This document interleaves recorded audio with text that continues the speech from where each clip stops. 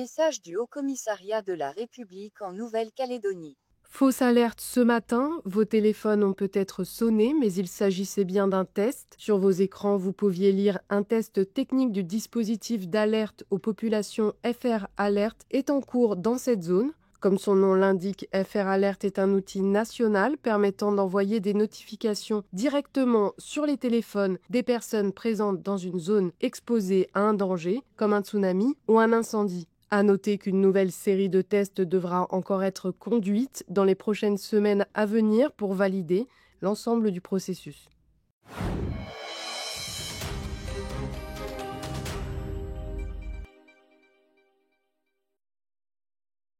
Jusqu'ici, les relations internationales, c'est une compétence partagée entre l'État français et la Nouvelle-Calédonie. Mais l'accord de Bougival, signé le 12 juillet dernier, prévoit de transférer cette compétence à la Nouvelle-Calédonie. La compétence en matière de relations internationales est transférée à la Nouvelle-Calédonie, dans le champ des compétences propres des institutions calédoniennes. Ce transfert suscite curiosité, mais aussi quelques interrogations chez les Calédoniens. Ça peut être bénéfique pour les pays dans certains domaines, mais ça peut être aussi dangereux dans d'autres. Bon, bénéfique avec avec les autres pays autres que la France, pour les études, pour avoir des aides financières, mais ça peut être dangereux dans le sens d'avoir des coalitions politiques ou autres avec d'autres pays. Mais quand on regarde aujourd'hui, ces compétences-là sont déjà partagées avec la France.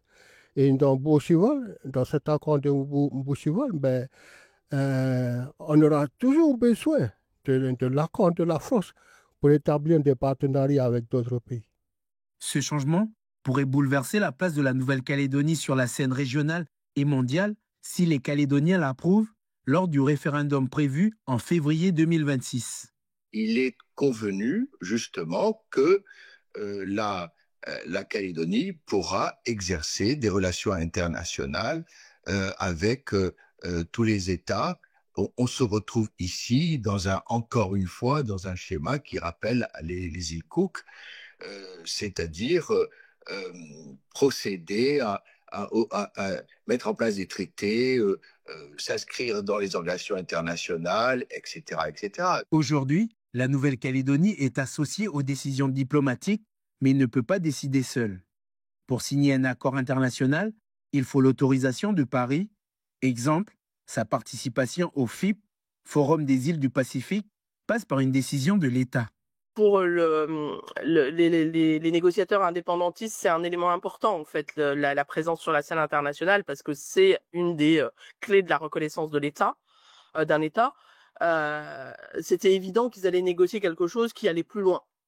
Et c'était assez évident que tout le monde l'entendait comme ça. Donc oui, s'il y a une évolution importante, pour moi, elle l'est de ce point de vue-là, et elle rejoint la symbolique de la double nationalité et de la notion d'État.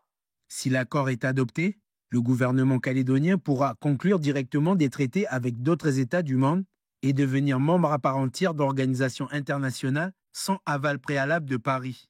Mais cette autonomie ne sera pas totale. Et donc, même si je ne suis pas un État à part entière, membre de l'Assemblée générale des Nations Unies, je peux conclure de mon propre chef, sans avoir besoin de l'autorisation de l'État, de la puissance administrante, donc de l'État français. Je peux conclure des conventions internationales. Je peux être membre d'un certain nombre d'organisations internationales en tant que membre à part entière où je vais exprimer ma voix. Alors certes, dans le cadre de l'accord qui dit qu'il faut faire attention aux intérêts de la France, voilà. Mais c'est exactement la même chose pour les îles Cook avec la Nouvelle-Zélande. Pour autant, quand ils ont décidé de conclure un accord avec la Chine, ils l'ont fait. L'État français promet de défendre les intérêts calédoniens, notamment pour le commerce extérieur, et de soutenir son insertion régionale. Une concertation régulière, prévue par une loi organique spéciale, garantira les défenses des intérêts de chacun. Ce transfert de compétences offrirait à la Nouvelle-Calédonie une place inédite sur la scène internationale, un atout pour peser dans le Pacifique, mais aussi un défi pour rester aligné avec la stratégie de l'axe Indo-Pacifique de Paris. Jessie est comptable au Négoné Village, mais l'établissement en 3 étoiles traverse des difficultés financières sans précédent. Alors, comme le reste de son équipe, elle effectue aussi des tâches distinctes de son domaine de compétences. On était 16 au début comme employés de l'hôtel et depuis l'année dernière, on a dû licencier 9 employés et ce qui reste 7 à travailler actuellement. L'hôtel est toujours en phase de sauvegarde. Là, on a été reconduit jusqu'au mois de septembre. La phase de sauvegarde intervient avant qu'une entreprise soit en cessation de paiement. Encadrée par le tribunal de commerce, elle permet de geler temporairement les dettes et protège l'entreprise contre toute action en justice de ses créanciers. Cela pour permettre le maintien des activités. Plus d'1 an après les événements du mois de mai, la reprise a du mal à s'amorcer. Là, c'est plus au niveau Air Calédonie avec les problèmes de vol de Air Calédonie. On a des clients qui souvent nous appellent pour faire des annulations suite à ça, quoi. On a des retards, on a des annulations, bon, c'est compliqué, mais il faut faire avec. Et on ne sait jamais si on va rentrer le jour qui est prévu ou pas. Comme ce matin, on a eu 2 heures de retard. C'est vrai que c'est pas évident parce qu'on on se lève très tôt le matin et on reçoit des fois les messages, on est déjà à l'aéroport, il faut attendre encore 2-3 heures. C'est vrai que c'est pas évident, hein, c'est compliqué. S'ils avaient fait venir l'avion cet après-midi, jamais je serais venu. Hein. Il ne reste pas beaucoup de temps. On n'a plus assez de temps pour travailler après.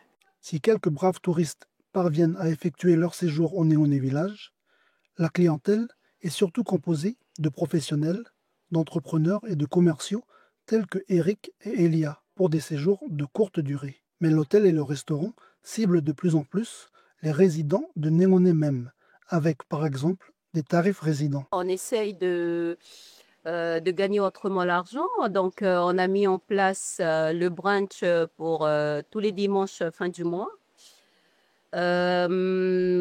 On prend aussi quelques événements des fois, comme actuellement c'est les événements des mariages, donc il y a les enterrements de vie de jeunes filles par exemple. Jusqu'à maintenant, ça marche très très bien.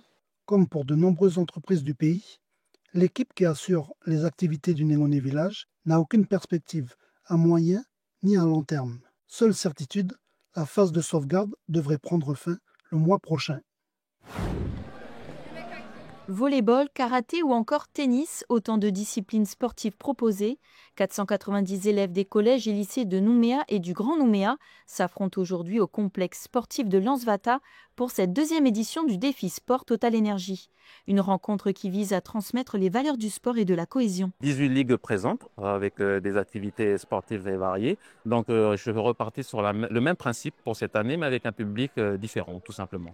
L'objectif de cette matinée sportive est que les élèves puissent passer un moment agréable, un moment de fair play, un moment pour justement continuer à véhiculer les valeurs du vivre ensemble.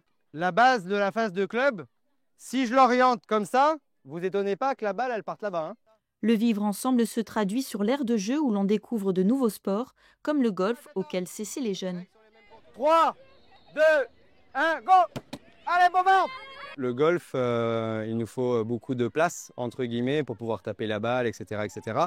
Donc nous, on a essayé de mettre en place des activités sur un terrain assez restreint, comme vous pouvez le voir, en essayant de retrouver les mêmes coups qu'on va pouvoir faire sur un parcours de golf. Il y a du sourire, de l'encouragement, le soleil est aussi parmi nous aujourd'hui, donc non, tout va bien, franchement, je suis assez content. On s'est vraiment amusé, on s'est défoulé, j'ai beaucoup appris du golf. On n'a jamais fait avant, c'était bien. Et ça change des autres sports de balle. Et là, alors que vous allez aller où? Vous allez tourner là? Vous savez où vous allez? Je sais pas, faut voir ça avec le couscous à la feuille. Voilà, on a athlétisme. Athlétisme? Ouais, on va à l'athlétisme. À l'intérieur de la salle omnisport, des nouveautés sont également proposées. Le Shambara qui s'inspire du combat des samouraïs où il faut frapper son adversaire avec des armes en mousse. En contrebas, le pickleball séduit aussi les jeunes.